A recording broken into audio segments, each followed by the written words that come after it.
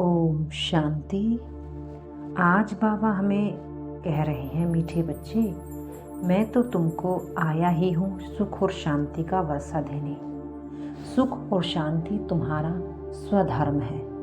मैं तुम्हें याद दिलाता हूँ। जब मैं तुम्हें याद दिला देता हूँ तो तुम्हारा भटकना बंद हो जाता है। पहले हम सोचते थे ये परिस्थिति ठीक हो तो मैं शांत हूँ, ये आत्मा का स्वभाव बदल जाए तो मैं शांत हूँ, या जीवन में ये सुविधा मुझे मिल जाए तो मैं सुखी बन जाऊँ, पैसे हों तो सुखी बन जाऊँ। तो हम सुख और शांति को कहाँ कहाँ ढूंढते थे। बाबा कहते हैं, बच्चे, सुख और शांति को ढूंढना नहीं है, बस वो तुम्हारा ही स्वधर्म है, तुम्हें उसको याद दिलाना है। और याद दिलाने के लिए बाबा हमें क्या कहते हैं? अपने सुख धाम को याद करो, अपने शांति धाम को याद करो। याद करने का अर्थ क्या बाबा कह रहे हैं कि बच्चे, पहले पहले तो बस अपने को यही याद दिलाओ कि मैं शांत आत्मा हूँ, मैं सुखी आत्मा हूँ। जैसे जैसे इन बातों को आप रोज मन से, बुद्धि से, मुख से कहते रहोगे तो एक दिन तुम अपने शांति धाम में और सुख धाम की सारी बातें याद आना शुरू हो जाएंगी। जब हम कोई चीज़ भूल जाते हैं तो दूसरा व्यक्ति आकर हमें याद दिलाता है कि हम वहाँ पर मिले थे, वहाँ ऐसे हुआ था, वैसे हुआ था। जैसे ही वे 2-4 बार वो बातें शुरू करता है तो हमें धीरे धीरे याद आना शुरू हो जाता है। तो बाबा भी हमें आकर हमारे स्वधर्म की याद दिला रहे हैं कि तुम्हारा स्वधर्म शांति है। तुम तो हो ही शांति धाम की रहने वाली शांत आत्मा। बाबा हमें ओम का अर्थ समझाते हुए कह रहे हैं कि ओम का अर्थ ओम कहना नहीं है, लेकिन उस ओम के अर्थ में टिकना है। जब हम ओम की ध्वनि में चले जाते हैं तो उसके अर्थ में क्या निकल कर आता है? असीम शांति। तो बाबा इसका अर्थ हमें बताते हैं, ओम की ध्वनि से जो प्रकट होती है वो है शांति।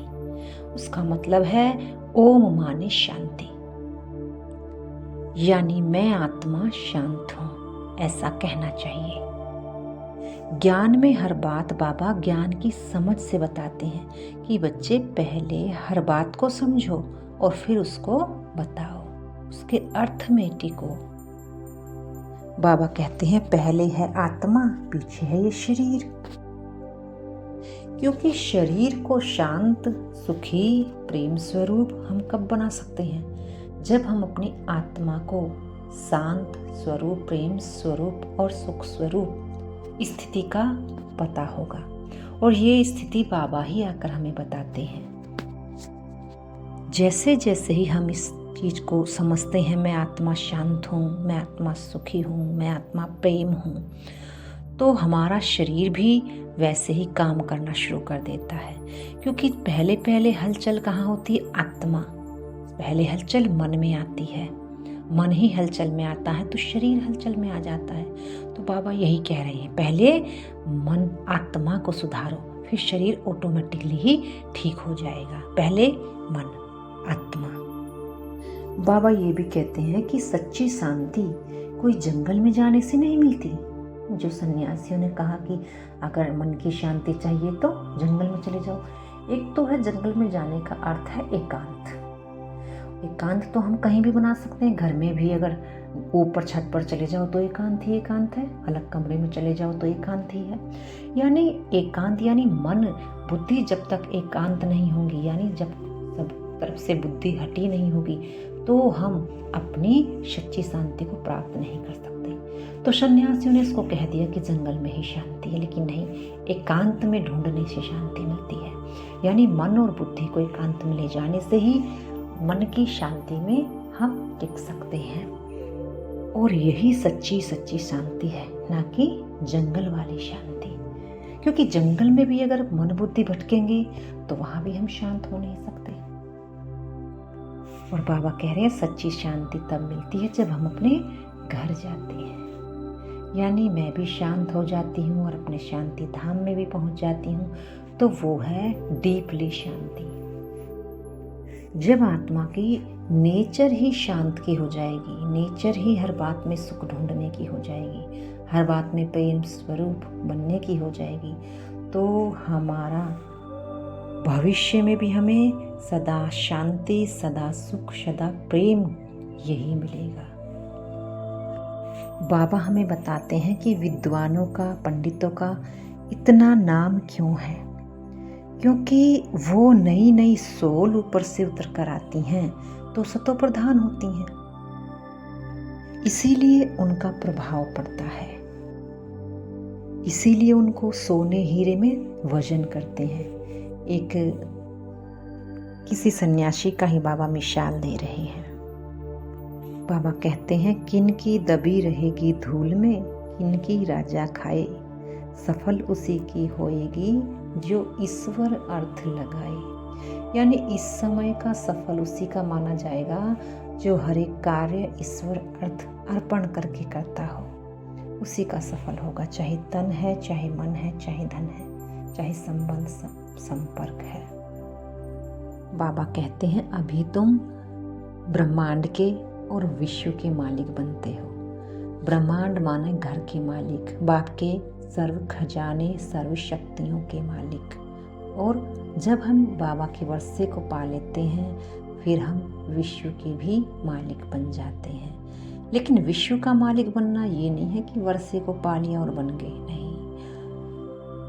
विश्व का मालिक बनने के लिए जो खजाना हमें बाप से मिला, चाहे ज्ञान का था, चाहे गुण, चाहे शक्ति, उन खजाने को इस विश्व में, इस शरीर के द्वारा कर्मों में लाना। ज्ञान मिला है तो ज्ञान को सारे विश्व में बांटना, गुण मिले हैं तो गुण द्वारा कर्म करके दूसरों को भी गुणवान बनाना, शक्तियाँ मिली हैं तो स्वयं भी शक्ति स्वरूप बनकर कर्म करना और दूसरों को भी सिखलाना। तब ही रिटर्न मिलता है सतयुग का। बाबा ने तो वर्षा दे दिया, लेकिन अगर हम उसको यूज़ नहीं करेंगे, इस्तेमाल नहीं करेंगे, तो हमें सतयुग का फल नहीं मिल सकता।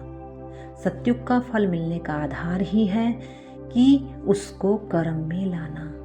कर्म का फल ही सतयुग है, कर्म की प्रारब्ध ही सतयुग है।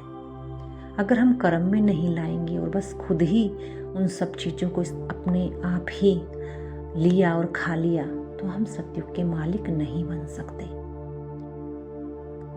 बाबा कहते हैं, सब कुछ ड्रामा अनुसार होता है। यानी संसार में अगर देखा जाए, ज्ञान बड़ा या समय बड़ा, समय से बड़ा कुछ भी नहीं है, क्योंकि ज्ञान भी हमें समय अनुसार ही मिलता है, जिसको बाबा ड्रामा अनुसार कहते हैं। एक गीत भी है ना, समय से पहले भाग्य से ज़्यादा किसने किसको किसने पाया है। तो हमें ये समझना होगा, हर चीज़ का अपना अपना समय होता है, लेकिन पुरुषार्थ हमें सदा ही करते रहना है। भले ही वो समय हमारा जब हमें मिलना होगा तब मिलेगा, लेकिन पुरुषार्थ नहीं छोड़ना।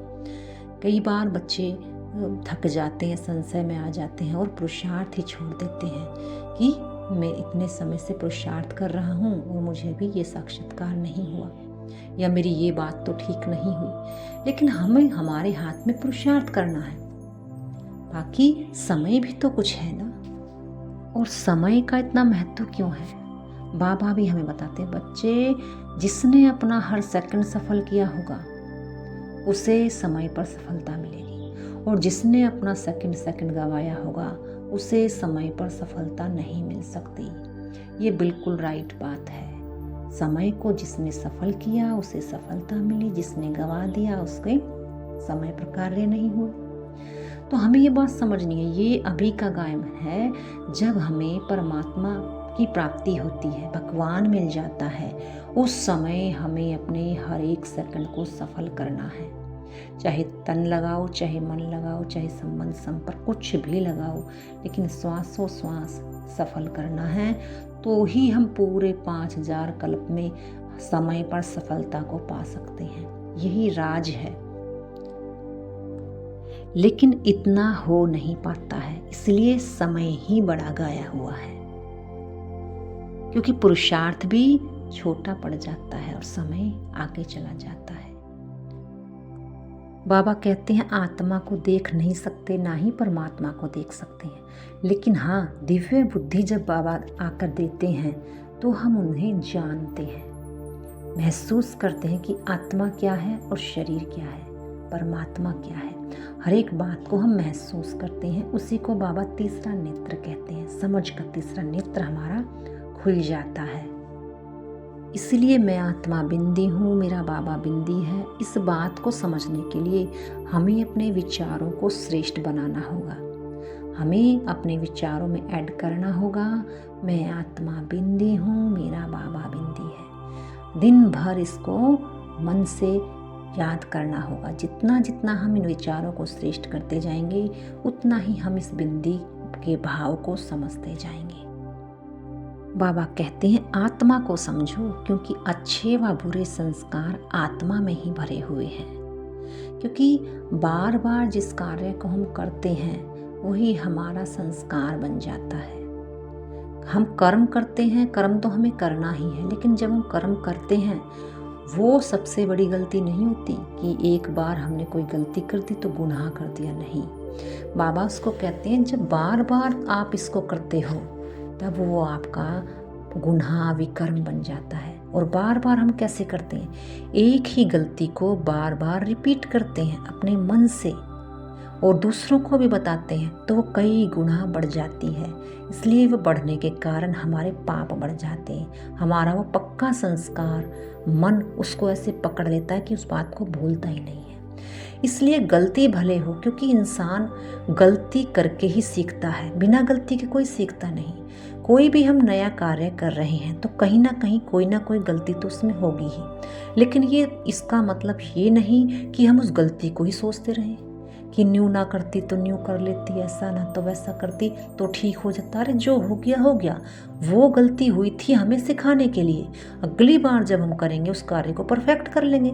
लेकिन गलती का गलती समझकर बार बार याद मत करो, उस गलती को बीती कर बिंदी लगा दो और आगे बढ़ो। क्योंकि जीवन में जो भी गलती हम कर रहे हैं हमें आगे बढ़ाने के लिए है। लेकिन अगर बार बार याद करोगे तो उसको आप अपना संस्कार बना दोगे। कोई भी कार्य करते रहो, मैं आत्मा बिंदी, मेरा बाबा बिंदी। बस इसी अभ्यास को अपना बढ़ाते रहो तो आत्मा बिंदी का गहरा राज आपको समझ आने लगेगा। बाबा कहते हैं अपने लक्ष्य को और अपनी स्मृति में रखकर ब्रह्मांड व विश्व का मालिक बनना है। यानी बिना लक्ष्य के ना तो हम बाप के वर्षे को अधिकारी बन सकते हैं और ना ही विश्व का। तो कोई भी कार्य करने के लिए हमें लक्ष्य को जरूर धारण करना होता है। बाबा कहते हैं वह ड्रामा वह की स्मृति से सदा खुश रहो, क्योंकि संगम युग का समय सदा ही कल्याणकारी है। इसलिए जो भी दृश्य सामने आता है उसको कल्याण की दृष्टि से देखो। यानी इन आँखों से भले ही वो दिख रहा दर्दनाक सीन है, बहुत बुरा हुआ, लेकिन मेरा दृष्टिकोण सोचने का जो है उसमें मुझे क्या लाना है, जो हुआ अच्छा, जो हो रहा है अच्छा, जो आगे होगा बहुत बहुत अच्छा। क्योंकि सोचने से ही जो हम बार बार सोचते हैं उसका ही प्रभाव हमारा पड़ता है।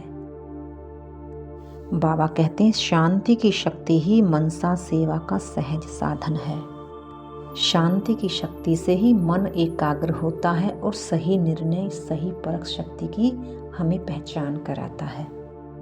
शांति की शक्ति से ही हमारे सभी कार्य स्वतः ही ठीक होने शुरू हो जाते हैं। इसलिए बाबा कहते हैं कोई भी कार्य करो अपने स्वधर्म में टिक कर करो।